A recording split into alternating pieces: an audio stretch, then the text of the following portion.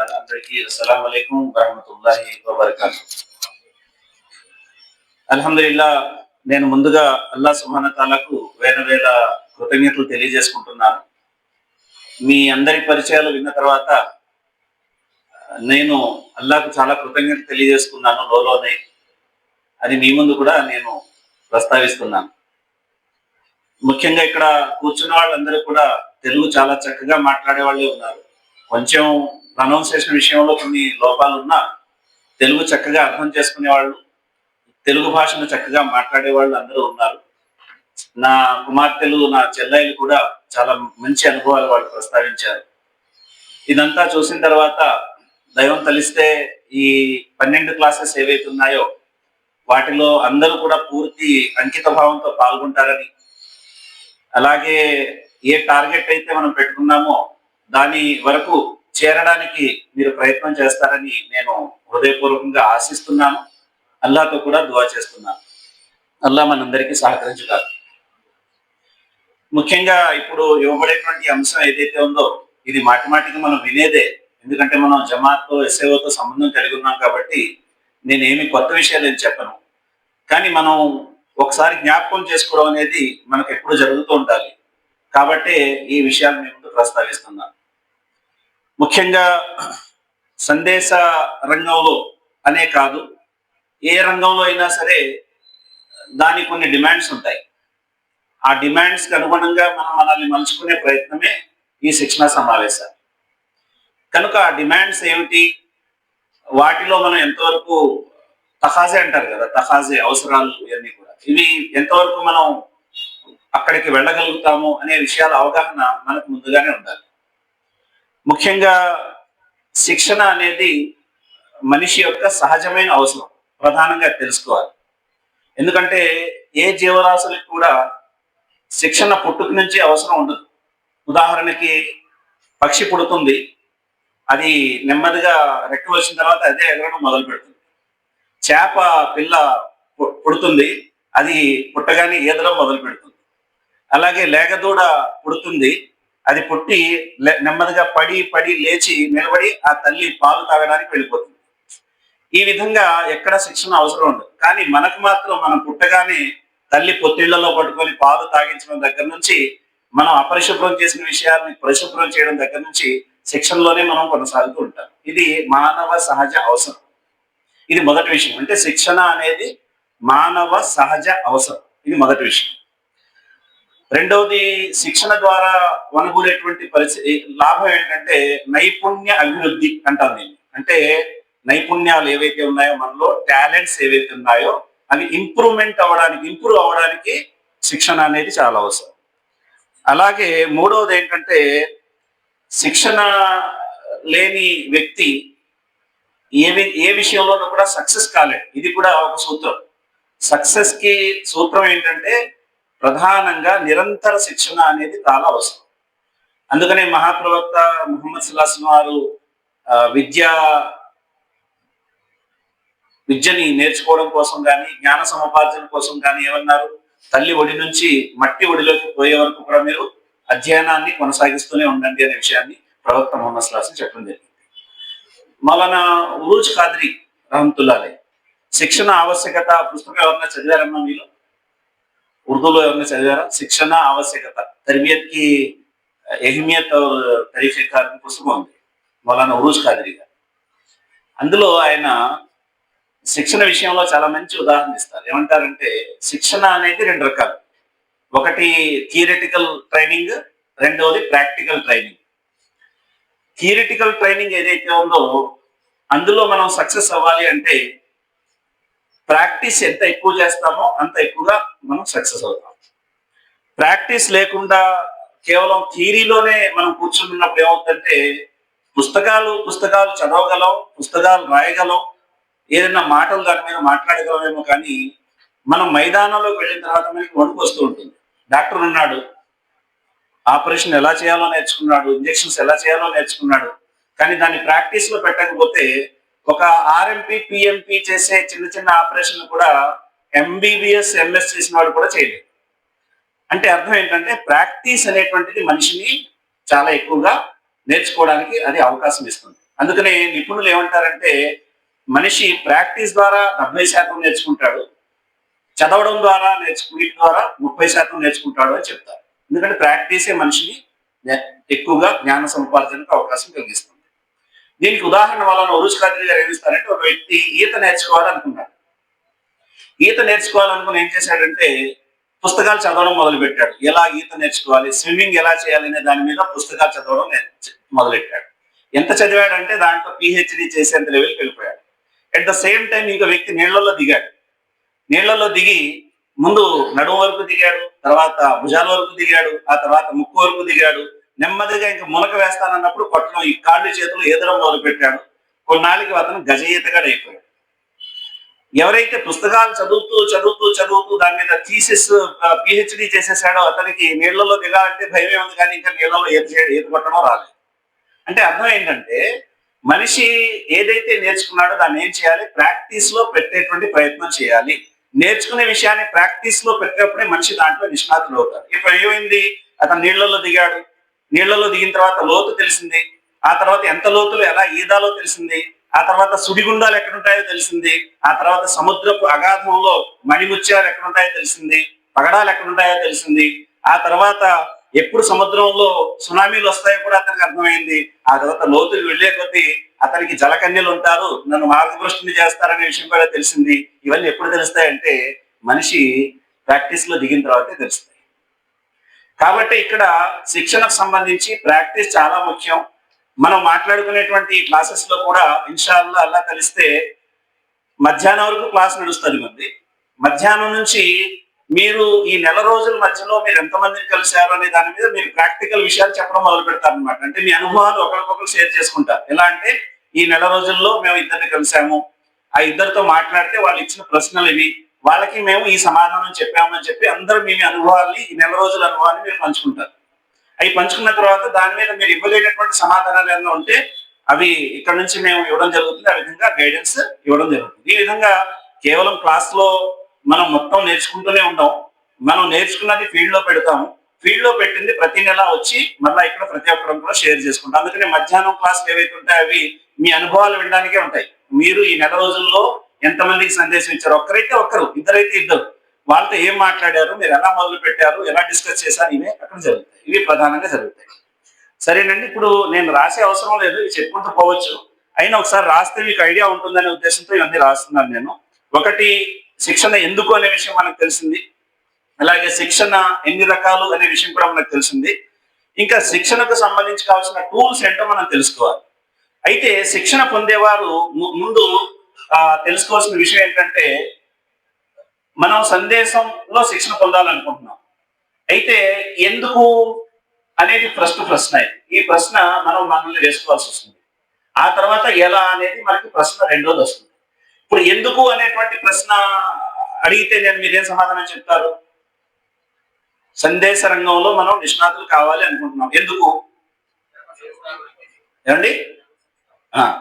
ధర్మ సంస్థాపన అనే లక్ష్యం కోసం. ఇంకా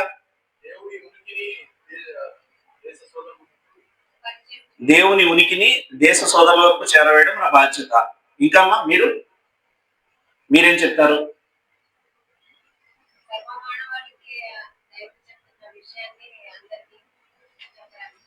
సర్వ మానవాళికి దేవుడు అందించిన సందేశాన్ని అందజేయడం కొరకు. ఇంకా ఇది మొదటి విషయం ఇదనమాట. ప్రవక్తల తర్వాత మళ్ళీ ప్రవక్తలు రాదు కాబట్టి ఆ బాధ్యత ఎవరిపై ఉంది? చివరి ప్రవక్త ముహమ్మద్ సల్లల్లాహు అలైహి వసల్లం. ఆ తర్వాత మళ్ళీ ఎవరి ప్రవక్తలు రారు. ఆ అంబియా అలైహిస్సలాం ఏ బాధ్యత అయితే నెరవేర్చారో ఆ బాధ్యత మన భుజస్కంధాలపై ఉంది, దాన్ని మనం నెరవేర్చాలి. ఇది మొదటి. ఇంకా అండి, ఇంకా ఎందుకు చేయాలి సందేశం? దైవ ప్రసన్నత కోసం చేయాలి.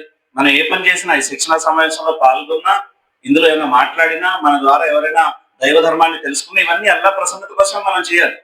ఇందులో మళ్ళా వేరే డౌట్ లేదు. ఉంది అంటే అయిపోయాం అంతే. మనల్ని మనం రక్షించుకోవడం కోసం. ఇంకా కొన్ని సమాధానాలు మీ నుంచి వస్తే బాగుంటుంది. ఖైరే ఉమ్మత్ చేశాడు అల్లాహ్ తఆలా అని చెప్తున్నారు. ఇంకా రెండు అంశాలు, రెండు ముఖ్యమైన సమాధానాలు ఉన్నాయి. అవి కూడా మీ నుంచి వస్తే బాగుంటుంది. అది ఆల్రెడీ చెప్పారండి, ఫస్టే చెప్పేశారు అది. వెరీ గుడ్ అమ్మా తల్లి. అల్లా ఆజ్ఞ ఇవన్నీ చేయాలి. మన మా అమ్మాయి చెప్పింది ఏంటంటే ఇస్లాం పై ఉన్న అపోహలు దూరం చేయడం. ఇస్లామోఫోబియా అనేది ఇప్పుడు నడుస్తుంది కదా, ఆ ఫోబియాని దూరం చేయడానికి కూడా మనం ఏం చేయాలి, పని చేయాలి. ఇంకా ఇంకేముందండి?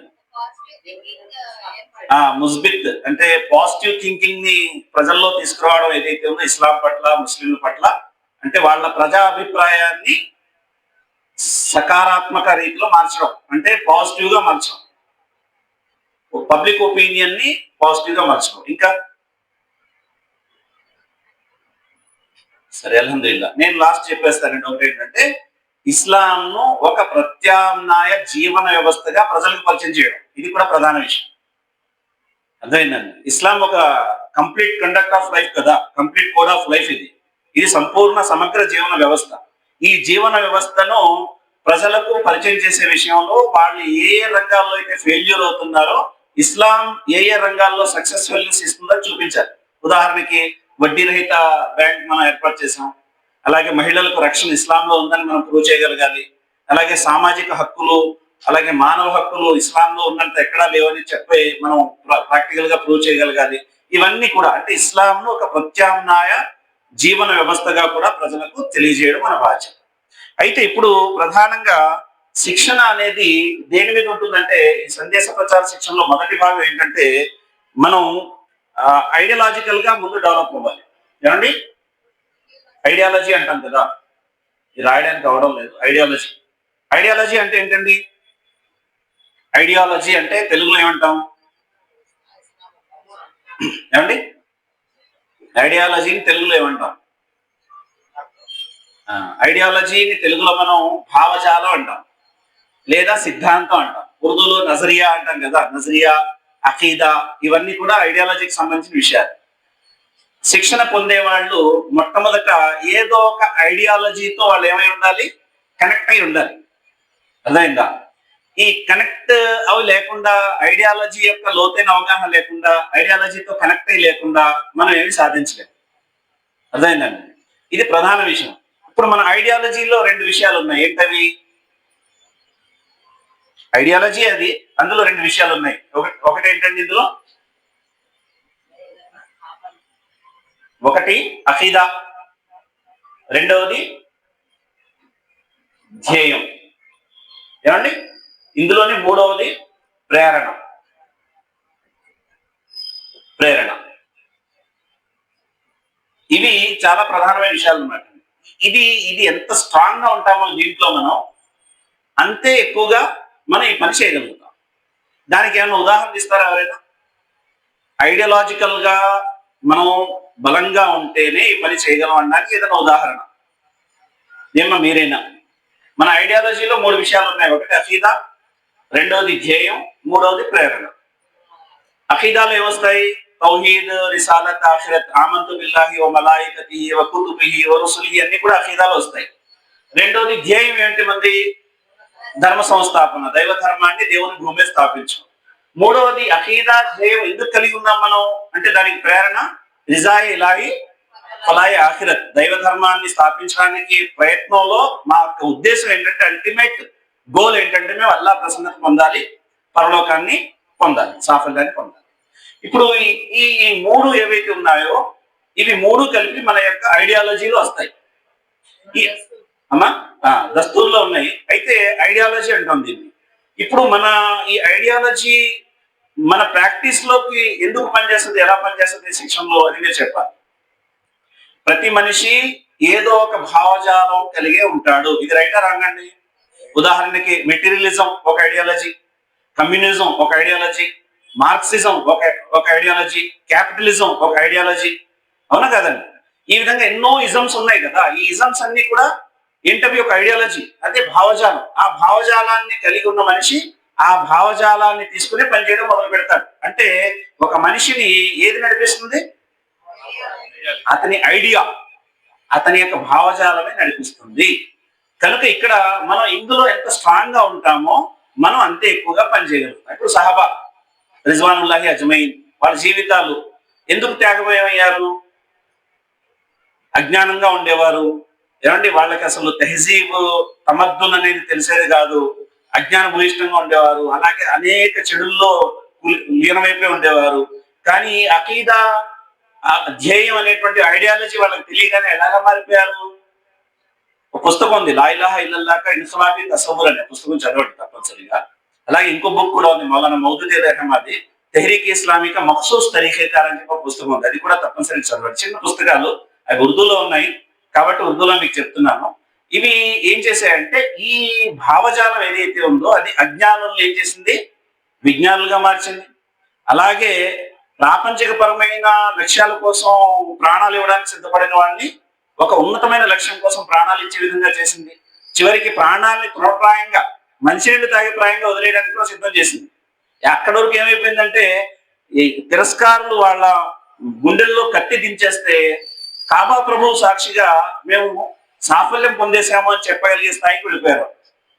ప్రపంచంలో ఏదో లభిస్తే సంతోషం లేదు, పరలోకంలో స్వర్గం లభించడానికి చేసే ఆచరణ వాళ్ళని సంతోషపెట్టింది. వాళ్ళని బాధ పెట్టే విషయం ఏదైనా ఉంటే భార్య పిల్లలకి తిండి లేదు, ఆకలి దప్పులతో ఉన్నాం, అప్పుల్లో ఉన్నాం, అవి వాళ్ళని బాధ పెట్టలేదు. ఏ విషయం బాధ పెట్టేదంటే అల్లా మార్గంలో మేము శ్రమించలేకపోయాం, ఇవ్వాల్సినంత టైం ఇవ్వలేకపోయాం, చేయాల్సినంత కృషి చేయలేకపోయాం, చేయాల్సిన త్యాగాలు చేయలేకపోయామని వాళ్ళు బాధపడారు. అంటే వాళ్ళ బాధ వెనకాల, వాళ్ళ సంతోషం వెనకాల, ఈ అన్ని వెనకాల కూడా ఈ ధ్యేయమే పనిచేసేది తప్ప మరి ఏది కూడా పనిచేసేది కాదు. శిక్షణకు సంబంధించి చాలా ప్రధానమైన విషయం. ఇప్పుడు కరెంట్ సిచ్యుయేషన్ లో మనం చూస్తే గాజా, పాలస్తీనా, చిన్న చిన్న పిల్లలు కూడా వాళ్ళ లక్ష్యం ఒకటే, ప్రాణం పోతుందనే భయం వాళ్ళకి లేదు, ఎవరో వచ్చి చంపేస్తారనే భయం కూడా వాళ్ళకి లేదు. వాళ్ళు స్వయంగా సాక్ష్యం ఇస్తున్నారు. రాత్రి మనం నిద్రపోతాం, ఉదయం వరకు ఉంటామో లేదో తెలియదని వాళ్ళకి ఆ విషయం తెలుసు.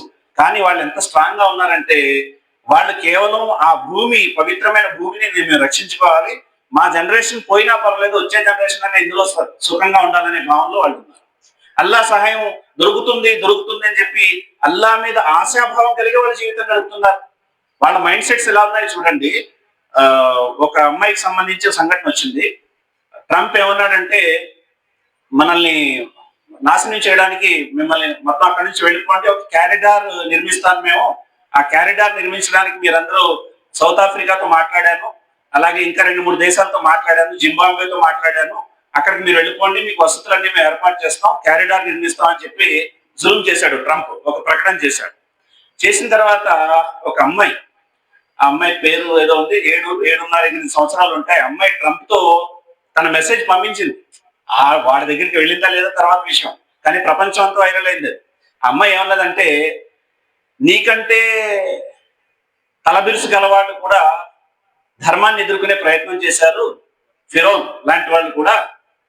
నువ్వు తెలుసుకోవాల్సింది ఏంటంటే, ఫిరౌన్ నేను ప్రపంచ నాయకుడిని, నేను చాలా పెద్ద నాకంటే మించిన ప్రభువు లేడు అన్నాడు, కానీ వాడు ఈత కొట్టడం కూడా వాడికి రాదని.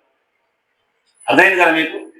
అంటే నీళ్లలో మునిగిపోతున్నప్పుడు, ఓ మూసా నీ దేవుణ్ణి నేను నమ్మాను, నీ ప్రభువుని నువ్వు రక్షించమని చెప్పు అని అడిగాల్సి వచ్చింది, కానీ అతనికి ఈత కూడా రాదు అన్నది. అంటే మహా తలబిసుకల వాళ్ళు కూడా పోయారు, నువ్వెంత అని చెప్పి ఒక 7-8 సంవత్సరాల అమ్మాయి ఎదిరిస్తుంది. ఇది విశ్వాసం. అలాగే ఒక అమ్మాయికి సంబంధించి కూడా వచ్చింది. ఒక అమ్మాయి ఇలాంటి మార్కర్తో ఒంటి మీద పేర్లు రాసుకుంటుంది, ఎక్కడ పడితే అక్కడ పేరు రాస్తుంటే ఎందుకు రాస్తున్నావు అని చెప్పి ఇంట్లో అడిగితే ఏమంటుందంటే, ఎప్పుడు బాంబు అటాక్ అవుతుందో తెలియదు, ఆ టైంలో నా శరీరం ఛిద్రమైపోతుంది, ముక్కలు అయిపోతుంది, అప్పుడు నా శరీరం తెలుసుకోవడానికి నువ్వు ఇబ్బంది పడకూడదమ్మా అంటుంది. నేను ఎవరినో నువ్వు తెలుసుకోవడానికి ఇబ్బంది పడకూడదు కాబట్టి నేను రాస్తున్నాను అంటుంది. ఇది నేటి విశ్వాసపు ఒక తార్కాణాలు మనకి ఇక్కడ కనబడుతుంది. కనుక ఇక్కడ మనం శిక్షణ విషయంలో ఐడియాలజికల్ గా, అంటే విశ్వాస పరంగా, అకీదా పరంగా, అలాగే ధ్యేయం పరంగా చాలా స్ట్రాంగ్ గా ఉండాలి. ఇందులో బలహీనత ఉంటే మనం ఎంత డెవలప్ అయినప్పటికీ కూడా అల్లా ప్రసన్నత మనం పొందలేము. ఉదాహరణకి అకీదాలో బలహీనత ఏం చేస్తుంది? మనల్ని చివరి దాంట్లో కూడా బలహీనత తీసుకొస్తుంది. ఇందులో బలహీనత ఎలా వస్తుంది? అకీదాలో బలహీనత ఉంటే, అంటే ఏది జరిగినా అల్లా తరపునే జరుగుద్ది, అల్లా తప్ప మరెవడూ లేడు, నేను మాట్లాడడానికి కానీ, నేను కూర్చోడానికి కానీ, నా ప్రతి సామర్థ్యానికి అల్లాహే ప్రధానమైన కారణం అనే కాన్సెప్ట్ మన దగ్గర లేదనుకోండి, నేను అనేటువంటి భావన మొదలవుతుంది. నేను అనా అంటారు కదా, మళ్ళా సిరాజుల్ హసన్ రాంతలాలే అనేవారు, జిస్మే ఆయా అనా ఓహువా ఫనా. నేను అనే భావన ఎప్పుడైతే వస్తుందో మనిషి అక్కడి నుంచి నాశనం మొదలవుతుంది వాడికి. కాబట్టి ఈ అనానీయత అనేటువంటిది రాకుండా ఉండాలంటే వీటిలో చాలా స్ట్రాంగ్ గా మనం ఉండాలి. అల్లాహ్ తాలా మన ద్వారా చాలా పని తీసుకుంటాడు. కానీ ప్రజలు నీరాజలాలు పలికినప్పుడు, అలాగే కంబళ్ళు కప్పి పైన ఏంటంటారు అవి షాల్ కప్పి మనకి బొకేలు ఇచ్చినప్పుడు, కొంతమంది వచ్చి కాళ్ళ మీద పడిపోయినప్పుడు, అయ్యో మీ అంత ప్రసంగికుడు లేడని చెప్పి పొగుడుతున్నప్పుడు మనం అస్తగఫిరుల్లాహ్ చదువుకుంటూ, లాహౌల వలా ఖువత ఇల్లా బిల్లాహిల్ అలీల్ అజీమ్ అని చదువుకుంటూ అల్లాహ్ని క్షమాపణ కోరుకుంటూ ఇదంతా నీ వల్లే ప్రభు అని అనుకుంటే పర్వాలేదు. కానీ నేను నెంబర్ 1 ఏమో కాబట్టి వీళ్ళు నా మీద పడుతున్నారు అనుకుంటే అయిపోయాం.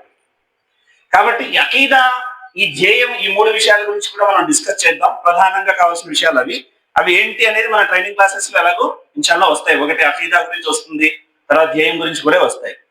రెండవది దీనికి కావాల్సింది ఏమో వ్యక్తిత్వం, క్యారెక్టర్ అంటాం కదా మనం, వ్యక్తిత్వం. ఇది కూడా ఒక రోల్ మోడల్ ఉండాలి. ఈ రోల్ మోడల్ వ్యక్తిత్వం అన్నది అయి ఉండాలి. హస్నుల్ బన్నా షహీద్ రహమతుల్లాహ్ ఏమంటారంటే, ఒక దాయికి, ప్రత్యేకించి ఇస్లామీ ఉద్యమ కార్యకర్తకి క్యారెక్టర్ ఎలాంటిదంటే భూమి లాంటిది అంటాడు ఆయన. ఎంత చిన్న ఉదాహరణ ఇచ్చాడు చూడండి. క్యారెక్టర్ అనేది ఎర్త్, భూమి లాంటిది అంటాడు. ఇదేంటి భూమి లాంటిది అని మనం ఆశ్చర్యపోతాం, కానీ అందులో ఎంత మీనింగ్ ఉందంటే, ఒక ఇస్లామీ ఉద్యమ కార్యకర్తకి క్యారెక్టర్ భూమి లాంటిది అంటే అర్థం ఏంటంటే, భూమి ఉంటేనే మనం దాని మీద ఆకాశ హర్మ్యాలు నిర్మించుకోవచ్చు, అందమైన మొక్కల్ని పెంచుకోవచ్చు, గార్డెన్లు వేసుకోవచ్చు కదా. భూమి ఉంటేనే మనం ఏదైనా చేయగలం. భూమి అనేది లేకపోతే మన నిర్మాణాలన్నీ ఎక్కడ ఉంటాయి? గాలిలో తేలుతూ ఉంటాయి. దానికి ఏ విధమైన స్టెబిలిటీ ఉండదు. అలాగే ఒక దాయిగా, ఒక ఇస్లామీ ఉద్యమ కార్యకర్తగా క్యారెక్టర్ అనేటువంటి భూమి మన జీవితంలో లేకపోతే మనం చెప్పే ఏ మాటకి విలువ ఉండదు. బ్రహ్మాండమైన ప్రసంగం చేయండి మీరు, కానీ ఆ ప్రసంగంలో 100 రకాల ఏమంటారు దలీల్ ఆధారాలు ఇచ్చేయండి, మాట్లాడండి. కానీ ఎదుటివాడి మనసుని ఒక ప్రాక్టికల్ ఎథిక్ ఏదైతే ఉందో, వాల్యూ ఏదైతే ఉందో అది ఆకట్టుకున్నంత మీ గంట సేపు ప్రసంగం ఆకట్టుకోలేదు. కనుక క్యారెక్టర్ అనేది చాలా ముఖ్యం. దీనికి సంబంధించి మనం మీ బుక్స్ చాలా ఉన్నాయి, విలియం కోవే బుక్స్ ఉన్నాయి, అన్ని ఉన్నాయి కదా. ఇది కూడా మనం ఒకసారి చూసుకోవాలి. చూడండి, మనం చదువుతుంటాం కదా, ఈ అనాలిసిస్ మనం చేసుకోవాలి. స్వాట్ అనాలిసిస్ అంటారు కదా, అందరికీ తెలుసు కదా, SWOT. ఇది వివరించే పని ఏం లేదు, తర్వాత మనం తెలుసుకుందాం. కానీ ఇది కంపల్సరీ జరగాలి. మన వ్యక్తిత్వం విషయంలో ఏం చేయాలంటే, మనలో ఉన్నటువంటి బలహీనతల్ని దూరం చేసుకుని అల్లాహ్తో మన అటాచ్మెంట్ ని పెంచుకోవడానికి మనం ప్రయత్నం చేయాలి. దీనికి ఒక చిన్న సంఘటన చెప్తాను. అంటే ఎలా దూరం చేసుకోవాలి అనే దానికి సంబంధించి ప్రవక్త వారి ఒక సంఘటన. మహాప్రవక్త ముహమ్మద్ సల్లల్లాహు అలైహి వసల్లం దగ్గరికి ఒక వ్యక్తి వచ్చాడు. వచ్చి ఏమన్నాడంటే, ఏమయ్యా, ఇలాగే మాట్లాడాడు, హదీస్ గ్రంథాల్లో ఇలాగే ఉంది ప్రస్తావన. ఓ ప్రవక్త అని గౌరవప్రదంగా ఏం మాట్లాడాల. ఏమన్నాడు, ఏమయ్యా అన్నాడు. ఏంటి అని ప్రవక్త నవ్వుతూ అంటే, నేను చాలా పాపాత్ముడిని, చాలా పాపాలు చేస్తూ ఉంటాను. అయితే నీ దగ్గరకు వచ్చింది నువ్వు పాపాలు మానేయమని చెప్తావని రాలేదు. చూడండి, మళ్ళీ పాపాలు మానేయమని చెప్తావని రాలేదు. ఇన్ని పాపాలు చేస్తున్నాను కదా, ఏదో ఒక పాపం మానేయమని చెప్పు, ఒకటి మానేస్తాను. ఏదో ఎవరి పుణ్యం కోసం, ప్రవక్త వారి పుణ్యం కోసం చెప్పినట్టుగా. ప్రవక్త సల్లల్లాహు అలైహి వసల్లం అతన్ని బాగా చదివారు.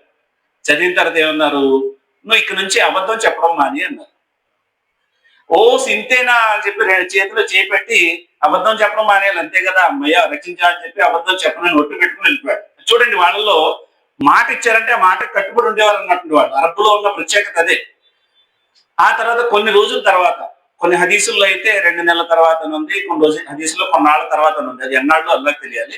కానీ మళ్ళీ కలిశాడు ప్రవక్త వారు. కలిసిన తర్వాత ఏమంటాడంటే, ఏమయ్యా, అబద్ధం మాట్లాడను అని చెప్పి నీ చేతిలో చేపెట్టి వేసిన ఒట్టు నా జీవితాన్ని మార్చేసిందయ్యా అంటున్నాడు. అదెలా మార్చేసింది అంటే చెప్తున్నాడు. ఏమంటున్నాడంటే, నేను రాత్రి పాపం చేయడానికి వెళ్తున్నాను. పాపం చేయడానికి వెళ్తే నాకు ఎదురయ్యావు అనుకో, నువ్వు ఎక్కడికి వెళ్తున్నావా అని అడుగుతావు. ఇప్పుడు నేనేం చెప్పాలి?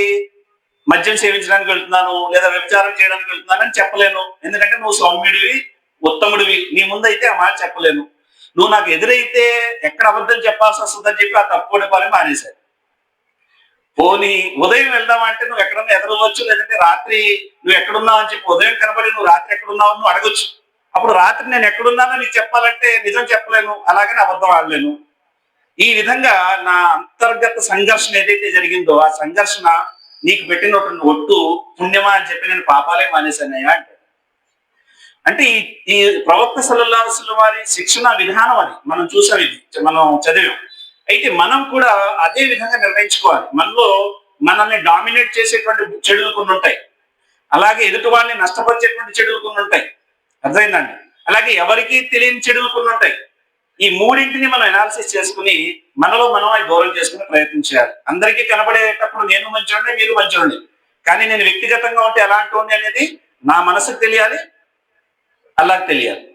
అర్థమైందండి? అలాగే నేను ఇతరులతో కలిసినప్పుడు ఎలాంటి వాడిని అనేది నా సహచరులకు తెలియాలి, నా మిత్రులకు తెలియాలి. కనుక మనం మనల్ని సంస్కరించుకునే విషయంలో నిర్దాక్షిణ్యంగా సంస్కరించుకోవాలి. నిర్దాక్షిణ్యత ఉండాలి, అసలు జాలి పడకూడదు మన మీద. అంత నిర్దాక్షిణ్యంగా మనం మనల్ని సంస్కరించుకోవాలి. ఇది ప్రధానంగా మనం గుర్తుపెట్టుకోవాలి. వ్యక్తిత్వానికి సంబంధించి కూడా చాలా విషయాలు వస్తాయి కాబట్టి ఇది కూడా మనం చూసాం. తర్వాత మూడవది జ్ఞాన సముపార్జన. జ్ఞానం అని రాస్తున్నాను, జ్ఞాన సముపార్జన. జ్ఞాన సముపార్జనలో వచ్చేటువంటి దోహదపడే విషయాలు, ఒకటి అధ్యయనం ఉంటుంది, అంటే రెండు చూడటం, ఏమండి, రాయడం,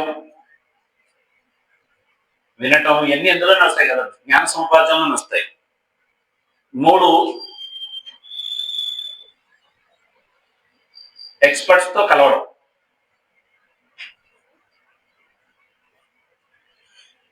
అయితే జ్ఞాన సముపార్జనకు మూలం ఏంటి చెప్పండి ఎవరైనా? జ్ఞాన సముపార్జనకు మూలం ఏంటి?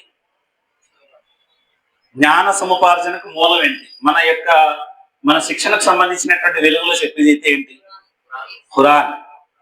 జ్ఞాన సముపార్జనకు మూలం ఖురాన్ గ్రంథం. ఈ ఖురాన్ గ్రంథంతో ఎంత ఎక్కువగా మనం మమేకం అయిపోతామో, ఎంత ఎక్కువగా లోతుల్లోకి వెళ్ళిపోతామో, అల్లాహ్ తఆలా మనల్ని అంత ఎక్కువగా ఉన్నత స్థానాన్ని తీసుకెళ్తాడు.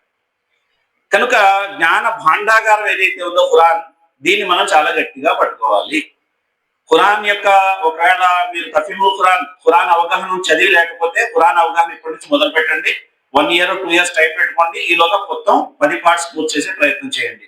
ఉర్దూలో తఫీముల్ ఖురాన్ చదివేవాళ్ళకి ఉర్దూలో చదవండి, ఇబ్బంది ఏమీ లేదు. క్లాసులు తెలుగు అయితే అయ్యాయి, కానీ మీరు ఏ భాషలో చదివినా తఫీముల్ ఖురాన్ తప్పనిసరిగా పూర్తి చేయాలి. అది అయిన తర్వాత తఫ్సీర్ ఇబ్నే కసీర్ చదవండి. అలాగే చాలా ఉన్నాయి కదా, తఫాసీర్ చాలా ఉన్నాయి. దావతుల్ ఖురాన్ ఉంది, అలాగే ఫీ జలాలిల్ ఖురాన్ ఉంది. ఇలా మొత్తం తఫ్సీర్లు 18-19 తఫ్సీర్లు ఉన్నాయి. అయితే అందులో ఏదైతే సెలెక్టెడ్ ఏవైతే ఉన్నాయో ఎక్కువ చదువుతూ మనం లోతుల్లోకి వెళ్ళే ప్రయత్నం చేయాలి. ఇది ఉదాహరణకి దావత్ గురించి మౌలానా మౌదూదీ అలైహి రెహ్మా ఏం చెప్పారు, అలాగే దావత్ కి సంబంధించి అమీన్ హసన్ గారు ఏం చెప్పారు, ఇలా మీరు తఫాసీర్లో ఉన్నటువంటి విషయాల్ని ఒక చోట క్రోడీకరించి కూడా మాట్లాడుకోవచ్చు. తర్వాత మీ అభిప్రాయాన్ని మీరు మాట్లాడుకోవచ్చు. ఈ విధంగా మొత్తం మీద ఖురాన్ అనేది ఏదైతే ఉందో ఇది జ్ఞాన భాండాగారం. దీన్ని మనం తప్పనిసరిగా గట్టిగా పట్టుకోవాలి. ఖురాన్ అనేటువంటి ఈ టూల్ ద్వారాయే మనం సందేశ ప్రచారం చేయగలం. ఇది లేకుండా మనం ఏదో యాక్టింగ్ చేస్తే ఏం కూడా నడిచే అవకాశం ఉంది. కాబట్టి ఖురాన్ మరి సున్నత్ కూడా రాసుకోండి, ప్రవక్త సల్లల్లాహు అలైహి వసల్లం సాంప్రదాయం. ఈ జ్ఞానంలో మనకు పనికొచ్చేది అధ్యయనం. నిరంతర అధ్యయనం జరగాలి.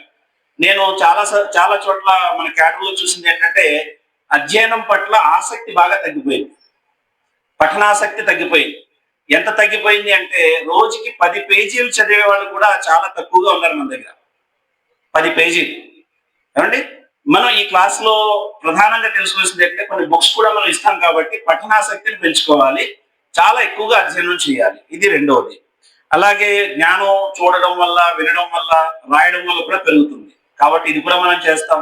అదే విధంగా ఎక్స్పర్ట్స్ తో కలవడం. ఎక్స్పర్ట్స్ ఎవరైతే ఉంటారో ఆయా రంగాల్లో వాళ్ళతో కలిసి కూర్చుంటే మీరు 10 పుస్తకాలు చదివితే ఎంత నాలెడ్జ్ వస్తుందో 2-3 గంటలు ఆ ఎక్స్పర్ట్స్ తో కలిసి కూర్చొని డిస్కస్ చేస్తే అంత నాలెడ్జ్ మనం సంపాదించగలుగుతాం. కాబట్టి ఈ 3 విషయాల మీద కూడా మనం జ్ఞానం విషయంలో శ్రద్ధ వహించాలి.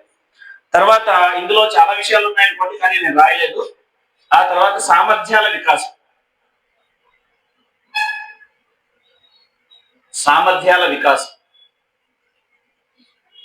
సామర్థ్యాల వికాసానికి సంబంధించి కూడా మనం ఏం చేయాలంటే ఐడెంటిఫికేషన్ ఆఫ్ టాలెంట్స్. మనలో ఏ సామర్థ్యాలు ఉన్నాయనేది మనం ఐడెంటిఫై చేసుకోవాలి. ఆ ఐడెంటిఫై చేసుకుని మనం వాటిని పెంపొందించుకునే ప్రయత్నం చేయాలి. ఎందుకంటే అల్లాహ్ తఆలా ప్రతి ఒక్కరికి ఏదో ఒక సామర్థ్యం ఇస్తాడు. అందరూ ప్రసంగికులు అయిపోవాలని రూల్ ఏం లేదు. కొంతమంది రచయితలు అవ్వచ్చు, కొంతమంది మంచి థింకర్స్ అవ్వచ్చు, కొంతమంది ఇండివిజువల్ కూర్చోబెట్టి చక్కగా కౌన్సిలింగ్ చేసే వాళ్ళు అవ్వచ్చు, కొంతమంది మేనేజ్మెంట్ చేసే వాళ్ళు ఉండొచ్చు, కొంతమంది డిజిటల్ మీడియాని బ్రహ్మాండంగా యూజ్ చేసే వాళ్ళు కావచ్చు. ఈ విధంగా రకరకాల టాలెంట్స్ మన దగ్గర ఉంటాయి, అల్లా తల ఇచ్చినటువంటి. వీటిని మనం ఏం చేయాలంటే ఐడెంటిఫై చేయాలి. అసలు నాకు ఏ రంగంలో ఆసక్తి ఉంది, అలాగే నేను ఏ రంగంలో డెవలప్ కాగలను, అల్లా తల సహజంగా నాకు ఇచ్చినటువంటి సామర్థ్యం ఏంటి అనేది ముందు మనం ఐడెంటిఫై చేసుకుని ఆ రంగంలో మనం నిష్ణాతులు అయ్యే ప్రయత్నం జరగాలి. ఏం జరుగుతుందంటే మంచి వక్తను చూసారనుకోండి నేను ప్రసంగికులు అవ్వాలని, మంచి రచయితను చూసారనుకోండి రచయిత అవ్వాలని, ఇలాగ మనం డిఫరెంట్ డిఫరెంట్ టాలెంట్స్ కలిగిన వాళ్ళని మనం చూసినప్పుడల్లా మన నిర్ణయాలు మారిపోతూ ఉంటాయి. అలా మారడం వల్ల ఏమవుతుందంటే మనం ఎటు కాకుండా పోతాం, దేనికి కాకుండా పోతాం. కాబట్టి ముందు మనం ఏం చేయాలంటే మనకి ఇవ్వబడిన సామర్థ్యాన్ని ఐడెంటిఫై చేసి దాన్ని మనం ఇంప్రూవ్ చేసుకునేటువంటి ప్రయత్నం చేయాలి. ఎంతవరకు తీసుకెళ్లాలంటే పీక్ లెవెల్ లో ఆ స్థాయికి వెళ్ళిపోవాలి. ఇస్లాం యొక్క అవసరాలు ఏవైతే ఉన్నాయో ఆ అవసరాలు మనకున్నటువంటి టాలెంట్ ద్వారా కొన్నైనా పూర్తవ్వాలి. అది టాలెంట్ ఇంప్రూవ్మెంట్ అంటే.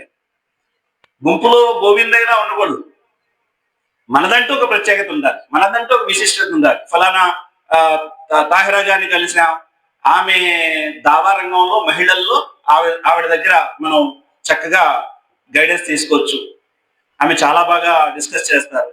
అలాగే ఫలానా అబ్దుల్లా గారిని కలిసాం, ఆయన దావాలో క్రిస్టియానిటీలో ఆయన మాహిర్, క్రిస్టియానిటీకి సంబంధించి ఆయన ఎక్స్పర్ట్ అందులో అని చెప్పి అనుకోవాలి. ఈ విధంగా ఏదో ఒక రంగంలో మనదంటూ ఒక పెహచాన్ అంటారు చూసారా, గుర్తింపు మనం సంపాదించుకోవాలి.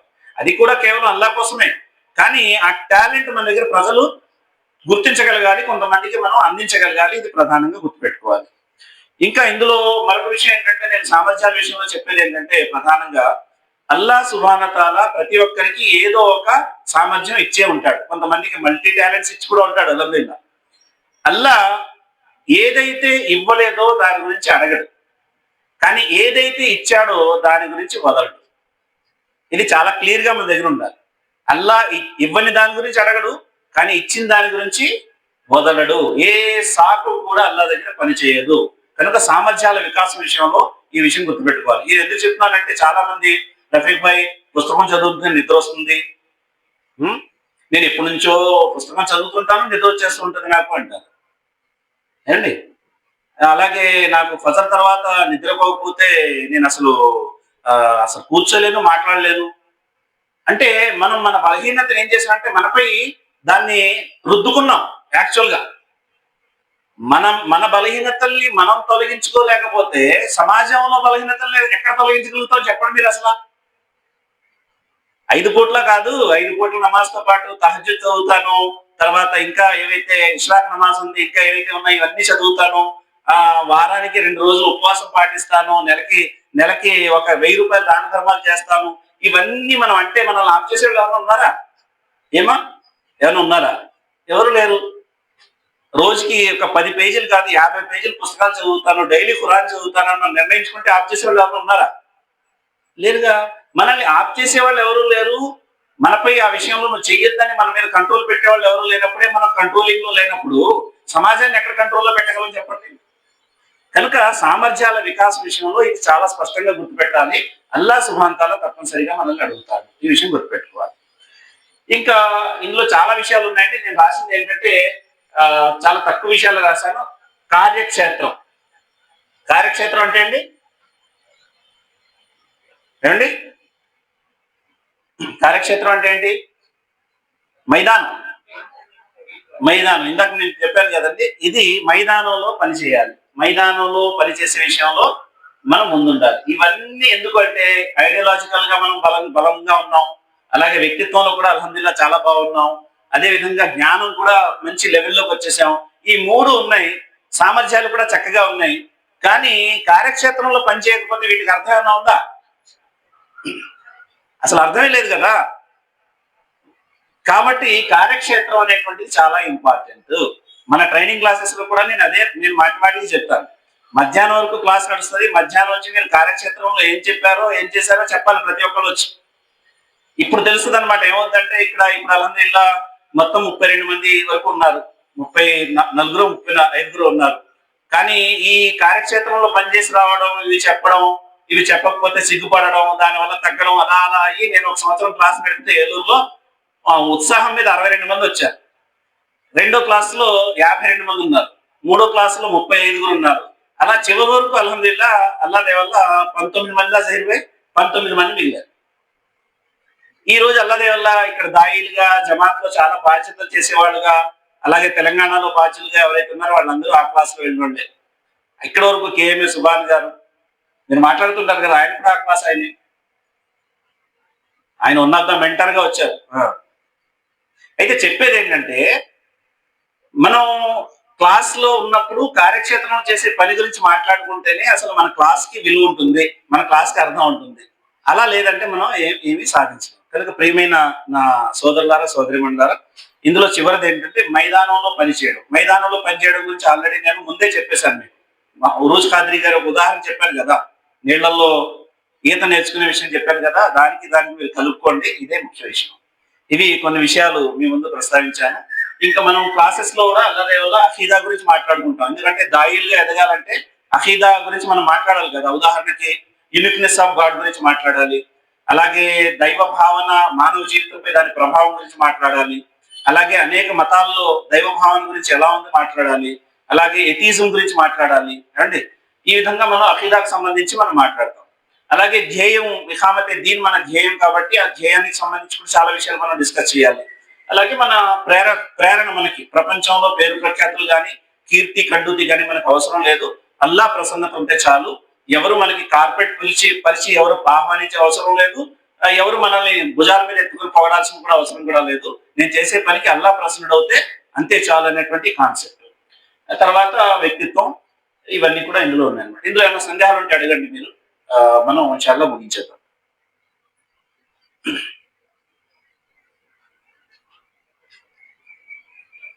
ఏమా సందేహాలు ఉంటే అడగండి దీనికి సంబంధించి. మన క్లాసెస్ కూడా ఇదే వెలుగులో నడుస్తాయి అన్నమాట. మన క్లాసెస్ ఇవే నడుస్తాయి. మొత్తం టూల్స్ చాలా ఉన్నాయి కానీ ఇవే నడుస్తాయి. అల్లా అనుగ్రహం ఏంటంటే, అతిపెద్ద అనుగ్రహం ఏంటంటే టెక్నాలజీ పెరిగిన తర్వాత మనకి చాలా విషయాలు మన ముంగిట వచ్చేసాయి. చాట్ జీపీటీ వచ్చిన తర్వాత ఇంకా ఈజీ అయిపోయింది ఏమండి. ఏఐ వచ్చిన తర్వాత చాలా ఈజీ అయిపోయింది కదా. స్పీచ్ తయారు చేయడం అయినా సరే, లేదంటే మీరు పీపీటీ చేసుకోవాలన్నా ఏం చేయాలన్నా దందమని చేసి పెట్టేస్తుంది కదా. ప్రపంచంలో ఏ మూల ఏ జ్ఞానం దాగి ఉన్నా దాన్ని మన కళ్ళ ముందు తీసుకొచ్చి ఆవిష్కరించేస్తుంది. ఇంత టెక్నాలజీ ఉంది కనుక ప్రాబ్లం ఏం లేదు నేర్చుకోవడానికి. అయితే నేను మాత్రం మీ అందరినీ కోరేది ఏంటంటే, ఎక్కువగా మొబైల్కి ఎడిక్ట్ అయిపోకుండా, మొబైల్లోనే చూసుకుంటూ కూర్చోకుండా ఏమంటారు ఫిజికల్ గా కూడా చదవడం, అలాగే బుక్స్ కూడా తీసి చదవడం, దాన్ని పేజెస్ తిరగేయడం, పేజెస్ లో పెన్ తో రాయడం, మార్క్స్ పెట్టుకోవడం, దాన్ని నోట్స్ లో నోట్ చేసుకోవడం, ఇవి కూడా వదలకండి కంపల్సరీ. ఎందుకంటే ఇది చాలా అవసరం.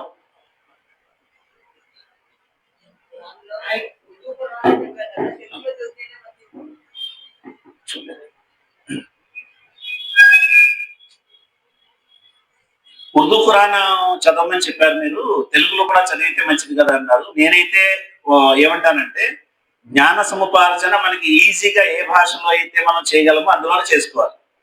ఇంకా భాష మీద పట్టు సాధించడానికి అంటారా, లిటరేచర్ చదవాలి. అది ఖురాన్ చదువుతారా లేక పుస్తకాలు చదువుతారా చదవాలి.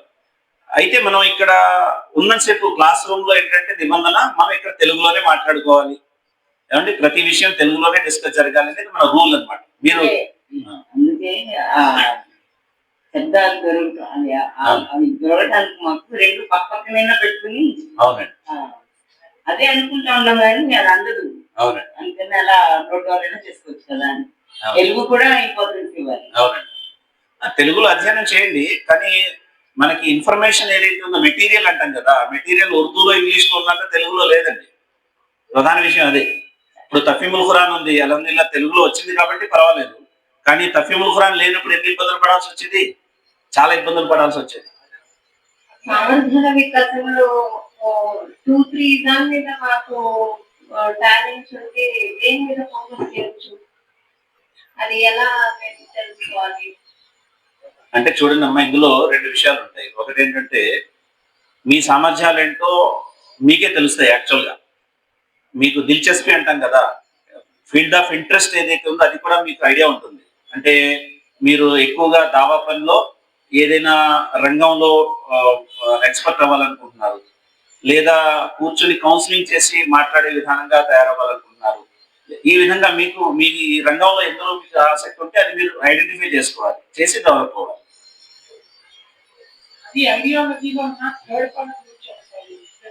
ఇదండి ప్రేరణ. ప్రేరణ అంటే ఉర్దూలో మొహర్రిక్ అంటారు. మొహర్రిక్. మొహర్రిక్ అంటే మనకి ఎన్ని పనులు చేయడానికి గల ప్రేరణ ఏంటంటే అల్లా ప్రసన్నత పొందడం, పరలోక సాఫల్యం పొందడం అన్నమాట.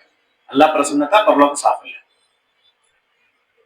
ఇప్పుడు సామర్థ్యాల వికాసానికి సంబంధించి ప్రశ్న సోదరు అడిగిన ప్రశ్నలో విషయం ఏంటంటే మన దగ్గర ఏం టాలెంట్ ఉంది అనేది ముందు మనకు తెలుస్తుంది, లేదా మన ఇంట్లో కూడా మనం అడిగి తెలుసుకోవచ్చు. అంటే నాలో మీరు ఎక్కువగా ఏ సామర్థ్యాన్ని చూశారు అని చెప్పి కూడా అడిగి దాని ప్రకారంగా కూడా మీరు డెవలప్ చేసుకోవచ్చు.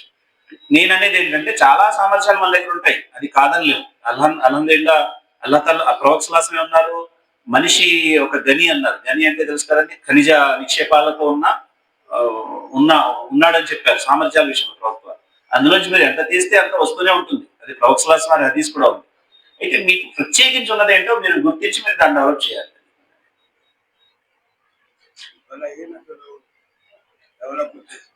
బలహీనతలు డెవలప్ చేసుకోకూడదు, బలహీనతలు తొలగించుకోవాలి. అదేనండి, అదే అంటున్నాను నేను. ఇప్పుడు మన బలహీనతల్ని మనం నిర్దాక్షిణ్యంగా ఐడెంటిఫై చేయాలి, నిర్దాక్షిణ్యంగా తొలగించుకోవడానికి పెనాల్టీ వేసుకోవాలి. ఉదాహరణకి ఫజర్ నమాజ్ కి లేచారు, కొద్దిగా లేట్ అయింది, మరుసటి రోజు ఉపవాసం పాటించారు. నా ఫజర్ నమాజ్ లేట్ అయింది ఈ రోజు, కాబట్టి పనిష్మెంట్ ఏంటంటే నాకు నేను ఇన్షాల్లా రేపు రోజా పాటిస్తాను అండి. ఫజర్ నమాజ్ తర్వాత నిద్రపోవడం బాగా అలవాటు అయిపోయింది, అప్పుడు ఏం చేయాలి? ఫజర్ నమాజ్ కి మస్జిద్కి వెళ్తాం కదా, ఎలాగని మస్జిద్కి వెళ్ళిన తర్వాత మస్జిద్ లోనే కూర్చొని ఖురాన్ చదువుతూ కూర్చోవడం, లేదా మన ఫ్రెండ్స్ తో ఎవరితో కలిసి ఏదైనా డిస్కస్ చేయడం, ఇలాంటివి చేసుకోవాలి. అంటే మన బలహీనతలపై మనం పట్టు సాధించకపోతే మనం ఏం సాధించలేము అనేది ప్రధానంగా చెప్పే మాట. ఇంకోటి ఏ పని చేయాలంటే కన్సిస్టెన్సీ చాలా ఇంపార్టెంట్ అంటారు కదా. నా పర్సనల్ ఎక్స్పీరియన్స్ చాలా మంది అయ్యింది. ఏ పని మొదలు ఒక 4 రోజులు 10 రోజులు బాగా చేస్తాం, అనుకోకుండా మధ్యలో 3-4 రోజులు బ్రేక్ వస్తుంది. ఆ 3-4 బ్రేక్ ఏమవుతుందంటే అది 10-15 రోజులు బ్రేక్, 4 రోజులు బ్రేక్ అయిపోతుంది. దాన్ని కొంచెం ఎలాగ మనం చేసుకుంటే బాగుంటుంది మీ సలహా? యాక్చువల్ గా ఏంటంటే మనం ఒంటెని చూసి నేర్చుకోవాలి. ఒంటె నీళ్ళని నిల్వ పెట్టుకుంటది తిత్తిలో, కష్టకాలం వచ్చినప్పుడు అది తీసేది దాహాన్ని తీర్చుకుంటూ ఉంటది. మనం అది నేర్చుకోవాలి. ఎప్పుడైనా మనకి రెగ్యులారిటీ మిస్ అవుతుంది అన్నప్పుడు ఏం చేయాలంటే ఆ రెగ్యులారిటీకి సంబంధించిన 4 రోజుల కోర్స్ కూడా ముందే చదివేసుకోవాలి. లేదా ప్రయాణంలో ఏదో సెట్ చేసుకుని దాన్ని మొదలకుండా చేసుకోవాలి. ఇప్పుడు నేనే చిన్న ఎగ్జాంపుల్ ఇస్తాను. నాదే ఖురాన్ రెగ్యులర్ గా చదవాలని నిర్ణయించుకుంటాం, కానీ టూర్ లో ఉంటే అవ్వదు. దాని గురించి తఫీముల్ ఖురాన్ ఇంకా అనేక ఖురాన్ తఫ్సీర్లు ఎందులో ఉంటాయి, అది టార్గెట్ పెట్టుకుని అందులో చదువుకుంటాం దౌరాలో ఉన్నది. అలాగా అంటే ఇది 6-100 అయినా 100-6 అయినా మిన్ను విరిగి మీద పడినా ఈ పని మానకూడదని నిర్ణయించుకుంటే మనం చేయగలం. ఆ నిర్ణయంలోనే పటిష్టత ఉండాలి అంటాను నేను, అంతే, ఇంకేం కాదు. ఏదైతే పేర్కొన్నారు ఇది మన సభ్యులు కానీ మన మెంబర్స్ కానీ ఆచరణాత్మకంగా ఎందుకు ఇలా డ్రాబ్యాక్స్ ఉంటున్నాయి? ఇప్పుడు మీరు స్టార్టింగ్ లో మాట పేర్కొన్నారు, ఇది మనం వింటూనే ఉన్నాము ఇది కొత్త ఏం కాదని చెప్పారు కదా. అయితే మన క్యాడర్ లో ఎందుకు ఆచరణాత్మకంగా ఎందుకు అంత తక్కువ ఉంది? చూడండి, ఇక్కడ నేను ముందు నుంచే చెప్తున్నాను, మనిషి తనను తాను సంస్కరించుకునే విషయంలో 2 విషయాలు అతనికి ఆటంకపరుస్తాయి. ఒకటేంటంటే తను రైట్ అనుకోవడం, తను సంస్కరించుకోవడానికి అది అడ్డవుతుంది. నేను రైట్ అనుకున్నాడు అనుకోండి, ఇంక మనిషి ఇంకా సంస్కరించుకునే పరిస్థితి ఉండదు. రెండవది వాళ్ళకంటే నేను బెస్ట్ అనుకోవడం. ఇవి 2 మనిషిని సంస్కరణ తీసుకు వెళ్ళలేము. ఉదాహరణకి ఏమంటే మీరు 5 పూట్ల నమాజ్కి ఎందుకు రావడం లేదు అని అడిగాం అనుకోండి. ఒక ఆయన అన్నాడు నాతో, ఏమన్నాడు, రఫీక్ భాయ్ మీరు 5 పూట్ల నమాజ్ చదవమంటున్నారు, నమాజ్ చదివేవాడు ఎక్కడ కరెక్ట్ గా ఉన్నారు అన్నాడు. అతని లాజిక్ ఏంటంటే నమాజ్ చదివేవాడే కరెక్ట్ గా లేనప్పుడు మీరు నన్ను నమాజ్ చదవమంటారేంటి అన్నాడు. అంటే తన తప్పుని ఇంకొకళ్ళ మీద వేసేసి తప్పించుకున్నాడు. అదేందా, మీరు రుకున్ అవ్వండి అంటే రుకున్లు ఏం బాగున్నారండి, జమాత్ ఇస్లామీ రుకున్లు ఏమన్నా చక్కగా ఉన్నారా, మీరు రుకున్ అవ్వమంటున్నారు, అందరిలో బలహీనతలే అంటాడు. అంటే నేను బలహీనంగా ఉన్నాను, రుకున్ కాలేకపోతున్నాను అని అండు, అర్కాన్లోనే అనేక లోపాలు ఉన్నాయి అంటాడు. అంటే ఈ విధంగా ఎదుటి వాళ్ళని తక్కువ చేసి తన యొక్క తప్పుల్ని దాచుకునే ప్రయత్నం చేసేవాడు సంస్కరించబడడు. అదేందండి. ప్రధానంగా శైతాన్ కూడా అలాగే చేస్తాడు. శైతాన్ కూడా ఏం చేస్తాడంటే చూడండి, మీరు ఒక సెంటు భూమి కబ్జా చేశారంట కదా అని ఒక రాజకీయ నాయకుడిని అడిగితే, నాకంటే ముందున్న ఎంపీ గారు 100 ఎకరాలు కబ్జా చేశాడు, సెంటు గురించి అడుగుతున్నావా అన్నాడు. అంటే నాకంటే దుర్మార్గులు ఎక్కువ మంది ఉన్నారు కదా, నేను పర్లేదు కదా అని సాటిస్ఫై అయ్యే విధానం చూసారా, అది మనిషిని తస్కియా వైపు తీసుకెళ్ళదు, అతన్ని నాశనం వైపు తీసుకెళ్ళదు. కనుక మనం ఏంటంటే మన బలహీనతల గురించి మనం మాట్లాడుకోవాలి, ఇతరుల గురించి మనకు అవసరం లేదు. ఎవరు ఎలా పోతే మనకెందుకు, వీలైనంత వరకు సంస్కరించే ప్రయత్నం చేద్దాం. కానీ ముందు మన గురించి మనం ఫోకస్ చేసుకుందాం. మనపై మనం ఫోకస్ చేస్తే మనం తప్పనిసరిగా ఇన్షాల్లా ఇంకొకరికి ఆదర్శంగా నిలవగలుగుతాం కదా, అది చేసుకోవాలి. ఇప్పుడు అధ్యయనానికి సంబంధించి కూడా అదే అన్నాను. బుక్స్ చదువుతుంటే నిద్ర వస్తుందంటే నేను 2 మాటలు చెప్పాను. స్టూడెంట్ బుక్స్ చదువుతుంటాడు, నిద్రపోతాడా? నిద్రపోడు. ఎందుకు నిద్రపోడు? అది ఎగ్జామ్ రాయాలి కాబట్టి, లెసన్ వినిపించాలి కాబట్టి. టీచర్ బుక్స్ చదువుతుంటాడు, నిద్రపోతాడా? నిద్రపోడు. ఎందుకు? చెప్పాలి కాబట్టి. నువ్వు బుక్ చదువుతున్నావు, ఎందుకు చదువుతున్నావు? నిద్ర రావడం కోసమా, లేకపోతే దేనికోసం? ఒక టీచర్ ఒక స్టూడెంట్ లక్ష్యం కంటే పెద్ద లక్ష్యం ఉంది, ఇది పుస్తకం చదువుతున్నాను. కానీ ఆ లక్ష్యం యొక్క అవగాహన నీకు లేకపోవడం వల్ల నిద్ర వస్తుంది. ఆ లక్ష్యం అవగాహన వచ్చింది అనుకోండి, నిద్ర ఎందుకు వస్తుంది? పుస్తకం పట్టుకుంటే అయిపోయే వరకు వదిలిపెట్టం మనం. ఎందుకంటే ఇందులో ఏముందో, నేను ఏం నేర్చుకోవాలో, ఎదుటి వాళ్ళకి ఏం చెప్పాలో అనే ఒక రకమైన ఏమంటారు, బేచైని అంటారు చూసారా, అది మనలో పెరుగుతుంది. లక్ష్యం మీద నిబద్ధత ఉండాలి. ఈ 3 ఇది చాలా ఇంపార్టెంట్. ఐడియాలజీ. మొన్న మధ్య సుధాకర్ అండి, షాబాజ్ భాయ్, కమ్యూనిస్టు అదే నక్సల్స్ లో చనిపోయాడు కదా, అతని పేరేంటి? మొన్న మధ్య ఇందులో ఏంటది, ఎన్కౌంటర్ లో చనిపోయాడు కదా, సరే అతని పేరేదో అనుకోండి. అతను టీనేజ్ లో ఉన్నప్పుడు ఇంటికి వెళ్తే ఇంట్లో అక్కడ జమీందారులు చేసే దౌర్జన్యాలు చూశాడు, తర్వాత వాళ్ళ కుటుంబం మీద పెట్టిన దౌర్జన్యాలు చూశాడు, తర్వాత దళితుల్ని వాళ్ళ వీళ్ళ మీద జరిగే దౌర్జన్యాలు అన్ని చూశాడు. తనకు చదువుకోవడానికి అవకాశం ఇవ్వలేకపోయారు. ఇలా రకరకాలు అన్ని చూసిన తర్వాత అతనికి ఎవరో సపోర్ట్ అయ్యారు. ఎవరో నక్సల్ బరి నుంచి ఎవరో వచ్చి కలిసి, చూసావా నువ్వు ఇవన్నీ ఎలా ఉన్నాయో, నీ జీవితంలో నేను డెవలప్ చేయకుండా చేస్తున్నారు వీళ్ళందరూ, నువ్వు డెవలప్ అవ్వకపోయావు, కనీసం సమాజం మారాలంటే నువ్వు చేతిలో విప్లవం ఉండాలి అని అతను నూరు పోశారు. ఆయన భావజాలాన్ని తీసుకున్నాడు, వెళ్ళిపోయాడు. దగ్గర 42 సంవత్సరాలు ఎంతో అడవుల్లో తిరుగుతూ ఆ లక్ష్యం కోసం పనిచేసుకుంటూ పోయాడు. అంటే ఇక్కడ చెప్పే మాట ఏంటంటే, ఏదైనా ఒక విషయం ఇది రైట్ అని నిర్ణయించబడితే అది మనోమస్తిష్కాల్లో ఎలాగా ముద్రించబడాలంటే, దానికోసమే నా ప్రాణం, నా సర్వస్వం అనే విధంగా అయిపోవాలి. అప్పుడే మనలో మార్పు వస్తుంది. ఇప్పుడు భౌతిక ప్రియత్వం అంటే అదే కదా, తినండి, తాగండి, ఎంజాయ్ చేయండి, రేపు అనేదే లేదు, ఈ రోజు అనేది కానీ రేపు అనేది లేదు. అలాగే నేను నా మొబైల్, నేను ఎవరితో ఉన్నా నేను నా మొబైల్, నేను ఎవరితో కూర్చున్నా నేను నా మొబైల్, ఈ మైండ్ సెట్ ఉంది కదా, ఇది ఒక ఇజం అనమాట. ఇవన్నీ ఏంటంటే వాటి మీద ఉన్న ఆసక్తిని బట్టి ఇచ్చే టైమింగ్ అనమాట అది. కనుక ఇప్పుడు మనం మారాలి అనుకున్నప్పుడు ఇది చాలా ప్రధానంగా గుర్తుండాలి. ఏంటంటే ఇది మెయిన్ అఖీదా. ఈ అఖీదా ఉంటేనే ఇవన్నీ అండి సార్. ఇందులో బలహీనత అంటే ఏమీ అవ్వవు. మౌలానా మౌదూద్ అలీ ఎగ్జాంపుల్ కూడా ఉంది, మీరు చాలా సార్లు చెప్పాను నేను ప్రసంగాలు. మౌలానా మౌదూద్ అలీ ఏమంటారంటే, తఫీమాత్ లో కూడా ఉంది, అది రుదాత్ లో కూడా వస్తుంది. ఒక ఇల్లు తగలబడిపోతుంటే నిప్పు రవ్వలు ఉంటాయి కదా, నిప్పు రవ్వలు వెళ్ళి అక్కడక్కడ పడుతున్నాయి గాలికి. ఒక వ్యక్తి బకెట్ తో నీళ్లు తీసుకెళ్లి ఆ నిప్పు రవ్వలను ఆరిపే ప్రయత్నం చేస్తున్నాడు. నిప్పు ఆరుతుందండి ఆసిఫ్ గారు? ఆరదు. ఎప్పుడు ఆరుతుంది నిప్పు? డైరెక్ట్ నిప్పు మీద నీళ్ళు వేస్తే అప్పుడు 2 ఆరుతాయి. ఏం ఆరుతాయి? అక్కడ నిప్పు ఆరుతుంది, నిప్పు రవ్వలు కూడా ఆరుతాయి. ట్రీట్మెంట్ అలా జరగాలి, రూట్ లెవెల్లో జరగాలి. ఒక చెట్టు ఉంది, చెట్టు కాయలు కాస్తున్నాయి, పిందుల కింద రాలిపోతున్నాయి, మళ్ళీ కాస్తున్నాయి, పిందుల కింద రాలిపోతున్నాయి. ఒక వ్యక్తి తీసుకెళ్లి మందు కొడుతున్నాడు, చల్లుతున్నాడు పైన, కానీ ఎక్కడ లోపం ఉంది? అక్కడ అసలు రూట్ లో లోపం ఉంది. వేర్లు బలహీనంగా ఉన్నాయి. వేర్లు బలంగా అయ్యాయనుకోండి, చెట్టు కాయలు బలంగా ఉంటాయి. ఒక వ్యక్తికి చేతి మీద కురుపులు వస్తున్నాయి, ఇక్కడ ఆయింట్మెంట్ రాస్తే ఇక్కడ తగ్గుతుంది, మళ్ళీ ఇక్కడ వస్తుంది, ఇక్కడ రాస్తే ఇక్కడ తగ్గుతుంది, ఇక్కడ వస్తుంది. ఎక్కడ ట్రీట్మెంట్ జరగాలి? బ్లడ్ లో ఇన్ఫెక్షన్ ఉంది, ఆ ఇన్ఫెక్షన్ దూరం అవడానికి ట్రీట్మెంట్ అవ్వాలి. అప్పుడు ఏమవుతుంది? హ్యాండ్సమ్ బాడీ తయారవుతుంది. అంటే అర్థం ఏంటంటే, మనలో ఉన్న బలహీనతలన్నిటికీ ప్రధాన కారణం అకీదాలో బలహీనత, లక్ష్యంలో బలహీనత, ప్రేరణ ఉద్దేశంలో బలహీనత. ఈ బలహీనతలే ప్రధాన కారణం, మరి ఎవరో కాదు. ఇది చాలా ఖచ్చితంగా మనం ఒప్పుకోవాలి.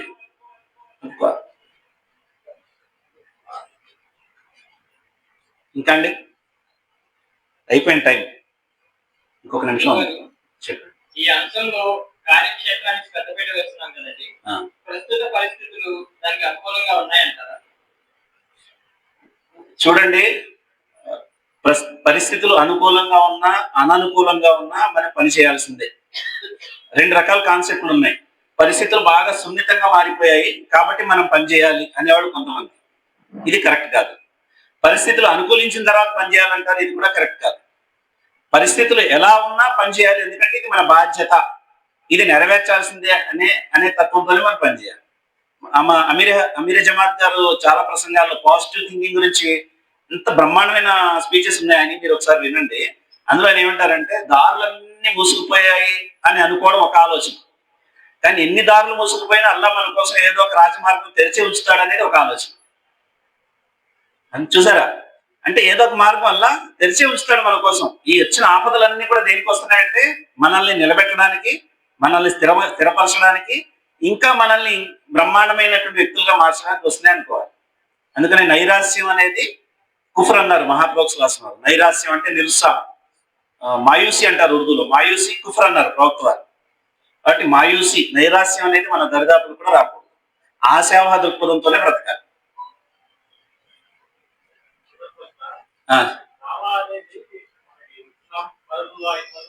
అవునండి, అవునండి. చాలా మంచి ప్రశ్న అండి.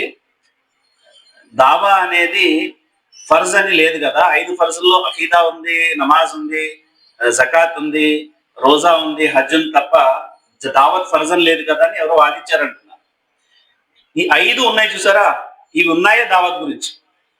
ఈ 5 ఉన్నాయి కానీ అది లేదనుకోండి, ఈ 5 వేస్ట్ అయిపోతాయి. ఈ విషయం చెప్పాలి చాలా క్లియర్ గా. దావత్ అనేది ఫర్జే ఐన్, ఫర్జుల్ కి ఫాయా కాదు, ఫర్జే ఐన్ అండి. ఈ 5 పనులు మనం ఎందుకు చేస్తామంటే మన అకీదా ఇవన్నీ కూడా ఆ పని చేయడం కోసమే. ఆ పని చేయడానికి విలేవనుకోండి వేస్ట్ అయిపోతుంది. దానికి ఒక చిన్న ఎగ్జాంపుల్ కూడా మనం చెప్పొచ్చు. హదీసుల్లో ఉంది కదా, బనీ ఇస్రాయిల్ సంఘటన. ఒక ఊర్లో చెడు పెరిగిపోయింది, అల్లాహ్ తఆలా ఊరుని నాశనం చేయమన్నాడు. చేయమంటే అక్కడ దైవదూత వెళ్ళారు. వెళ్తే అక్కడ ఒక ఆయన నమాజ్ చదువుతున్నాడు, ఇబాదత్లో ఉన్నాడు, అల్లా ముందు సాష్టాంగపడి ఏడుస్తున్నాడు. ఇవన్నీ చేస్తుంటే ప్రవక్త అల్లాహ్ తఆలాని అడిగారు దైవదూత, ఏమని, వల్ల ఆ ఊరిని నాశనం చేస్తే నీ దాసుడు కూడా ఏమవుతాడు, నాశనం అయిపోతాడు, ఏం చేయమంటావు అని అడిగారు. బుఖారీలో ఉందండి హదీస్, ఇది చాలా స్ట్రాంగ్ హదీస్ అన్నమాట. దాన్ని ముదల్లల్ మోతబర్ హదీస్ అంటారు. ముదల్లల్ అండ్ మోతబర్ హదీస్. దానికి సంబంధించి 6-7 రావీలు ఉన్నారు ఆ హదీస్. ఇప్పుడు అందులో ఏమన్నారు, అల్లాహ్ తఆలా ఏమన్నాడు, ఆ మాట విన్న తర్వాత, ఎవడైతే నా ప్రసన్నత పొందాలని ప్రయత్నిస్తూ సమాజాన్ని దాని మానాన దాన్ని వదిలేశాడో అలాంటి స్వార్థపరుడి ఆరాధన నాకు అవసరం లేదు. ఆ ఊరిని వాడి నుంచే నాశనం చేయడం మొదలుపెట్టు అన్నాడు అల్లాహ్ తఆలా. లాస్ట్ నాశనం చేయకూడదు అనలేదు, ఆ ఊరు నాశనం చేయడమే వాడితో మొదలుపెట్టు అని అల్లాహ్ తఆలా అన్నాడు. దీన్ని బట్టి ఇప్పుడు నమాజ్, రోజా, హజ్, జకాత్ ఇవన్నీ ఏంటో మీరే చెప్పాలని అడిగాడు. చాలా క్లియర్. సరేనమ్మా, జజాకల్లాహు ఖైర్. అల్లాహ్ అనడం వినడం కంటే